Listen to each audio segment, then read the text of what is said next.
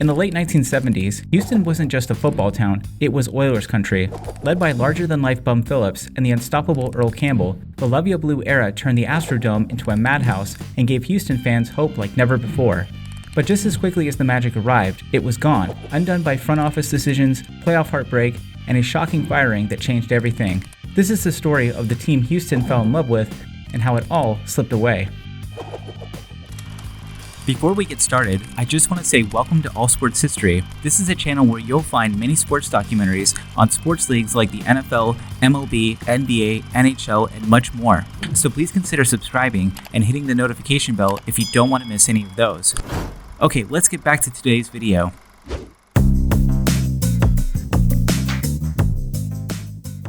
In 1965, a brand new dome stadium called the Astrodome opened its doors for the first time. The Astrodome was dubbed the world's first multi-purpose domed venue and was nicknamed the eighth wonder of the world for its space-age look and special use of synthetic turf named AstroTurf.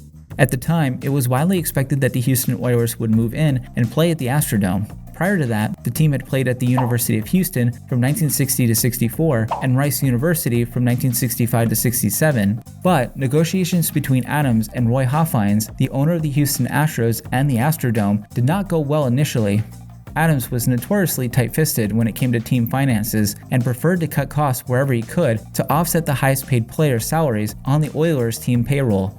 Eventually, by 1968, Bud Adams and Roy Hoffines came to an agreement and the Houston Oilers became the first football team to play in a dome stadium when they moved into the Astrodome, which became their home for the next 28 years. By the mid-1960s, the AFL had firmly established itself as a real threat to the NFL's dominance, and in 1966, it was officially announced that the two leagues would merge.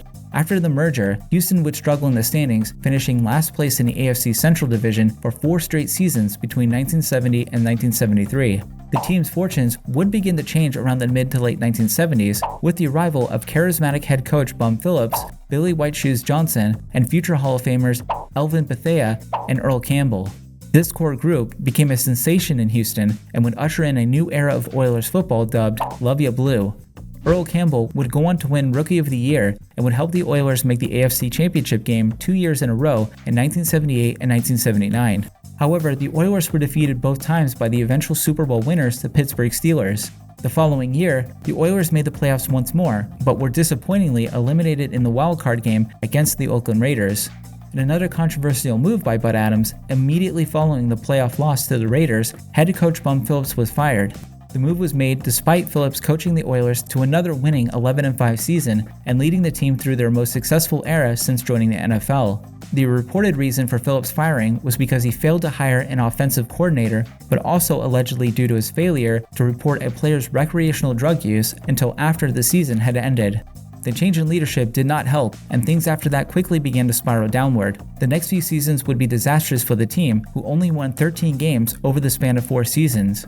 Some of that, in part, was due to a strike-shortened season in 1982, but the team also disappointingly struggled to build on the AFC Championship runs from just a few years prior.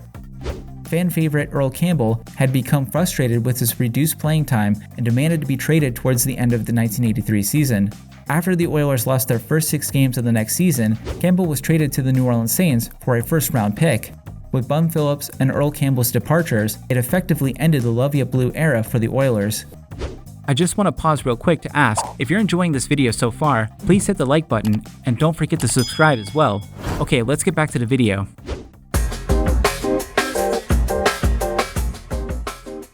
During the Oilers' struggles throughout the 1980s, Bud Adams continued to grow increasingly frustrated with the team's stadium situation. By the mid-1980s, Bud Adams actually threatened to move the team to Jacksonville, Florida if the Astrodome wasn't brought up to date with new renovations. Harris County, where the Astrodome is located, offered to pay for improvements to the aging stadium. At the time, the venue only seated 50,000 fans, which made it the smallest capacity in the NFL. The funds would be paid through mostly tax increases on properties and hotels. However, Adams had further demands on improvements, which ballooned the estimated renovation cost to $67 million. The back and forth over the final cost of renovations would create lasting tension between the Oilers and the city of Houston that would foreshadow an even bigger fight in the coming years. By the end of 1993, even with the improvements to the Astrodome just 6 years prior, Bud Adams continued to threaten to leave Houston if no new stadium deal could be agreed upon. The city of Houston had no interest in spending more money to build a new stadium after the most recent costly renovations. Also, Houston was in a tough position because all of its major sports franchises, the Houston Oilers, Astros, and Rockets, were in need of new stadiums and arenas during this time. Bud Adams had the idea of building a new domed multi-purpose stadium that could also be the home for the Rockets, similar to the Alamo Dome in San Antonio with the Spurs. He even offered to pay 25% of the building costs, but after some time trying to convince the mayor of Houston, Bob Lanier, to publicly support the plan, Adams realized he needed to start looking elsewhere. A secret meeting was then set up between Nashville's mayor, Phil Bredson, and Bud Adams about potentially relocating to Tennessee. The city of Nashville even offered to pay $144 million towards the building of a new stadium, plus another $70 million to cover ticket sales. With this enticing offer and the lack of momentum for a new stadium in Houston, it became clear that Bud Adams wasn't going to get the funding necessary to build a new stadium in Houston. With that, it was revealed during the 1995 season that the Oilers would officially be moving to Nashville, Tennessee for the 1998 season. Once the announcement was made, fans in Houston understandably had little interest in supporting the Oilers anymore. Not surprisingly, ticket sales for the 1996 season tanked, with the team attracting more than 30,000 fans only 3 times that season. The last home game for the 1996 season, on December 15th, attracted the smallest attendance in franchise history, with just over 15,000 fans showing up. The league had to step in due to ticket sales plummeting and an NFL blackout rule that prevented fans in the local market from even watching Oilers games at home due to them not being sellouts. Bud Adams and the NFL reached an agreement with Houston to be let out of the lease a year early so that they could move to Nashville. Nashville wasn't ready for the Oilers to move in just yet. They were still constructing the stadium that would be their new home, and the largest football stadium at the time in Nashville was Vanderbilt Stadium that only seated 41,000. Bud Adams then made the decision to play in Memphis, Tennessee at the Liberty Bowl Memorial Stadium for the 1997 and 1998 seasons. After moving to Memphis, the Tennessee Oilers faced the same problem that they had in Houston: empty stadiums and disinterested fans.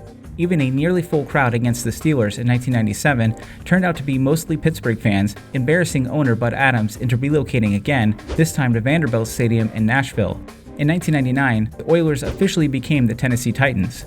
Despite holding on to Oilers history, the NFL retired the name, preventing its return to Houston when they would later get an expansion team in 2002. For fans of the Luv Ya Blue era, it was a bitter end to a team that once captured the city's heart. Speaking of the Luv Ya Blue era, back in September of 2023, the University of Houston debuted Columbia Blue Luv Ya Blue throwback uniforms as a tribute to the iconic Houston Oilers. While the homage struck a chord with fans, the NFL's merchandising and licensing division sent a cease and desist letter arguing the design infringes on the Oilers' trademark by too closely mirroring the sleeve stripes, colors, and script. The university maintained that the uniforms honored what they called H-Town pride, but the NFL demanded a halt to production, sales, and promotion. The letter emphasized that UH usage could mislead consumers into believing that there was an official NFL affiliation. Recently, the University of Houston made slight design changes, but kept the color scheme, arguing it's tied to Houston's identity, not just the Oilers.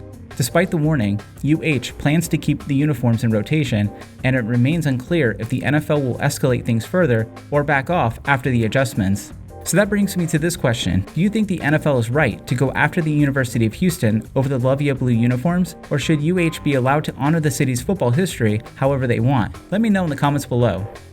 If you've enjoyed this video, check out my video on the full history of the Houston Oilers franchise, where I go deeper into the rise, fall, and relocation of the team that once called Houston home.